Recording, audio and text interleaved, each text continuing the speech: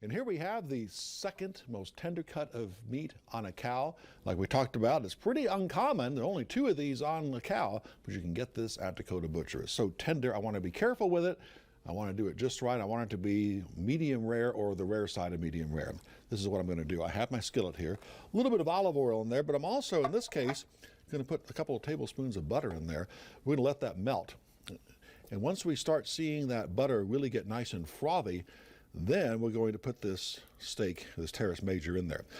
What I'm going to do ultimately is just sear it for a couple of minutes, let it hang out, and then flip it and brown it, and then it's going to come off the stove because we don't want to overcook it. It's a very tender piece of meat. Not a huge amount of fat in it either, but it's going to be beautiful. We're going to use some herbe de Provence. The original recipe called for rosemary. We're going to use an herbe de Provence, which does have rosemary in it actually. Might even dress it at the end with a few parsley flakes. So I'm going to put some more butter on it. So we'll let this butter get frothy, then we'll stick the dude in there and let it cook. This is sizzled nicely and cooked nicely on one side. Time to turn it over. I'm going to add a little bit more of the salt and pepper. And one thing I did not do initially, but I'm going to do it now, I'm going to put some garlic on top there. Just like that.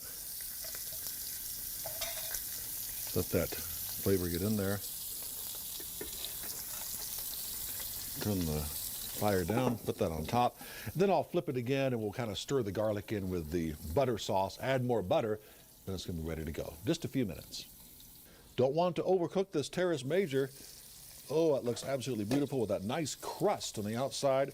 But I don't want it to get well done on the inside. So I'm going to take the Teres Major, put it on the plate. I have a little bit of butter, additional butter, I'm going to put on top, like that.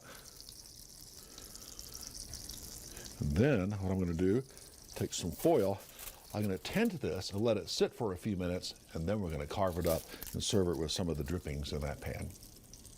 And this Teres Major is ready to go. Nice, rare, medium rare. You want that on a nice tender cut of meat like that. We had a little butter on top while it was resting. You can go ahead and scoop up a little bit more butter and with some of the garlic cloves and put that on top if you wish as well. Absolutely delicious, delicious cut of meat. And I'll have the recipe for this Teres Major coming up on the website a bit later on. And I have another Teres Major. I'll show you another way to prepare it a bit later on down the road.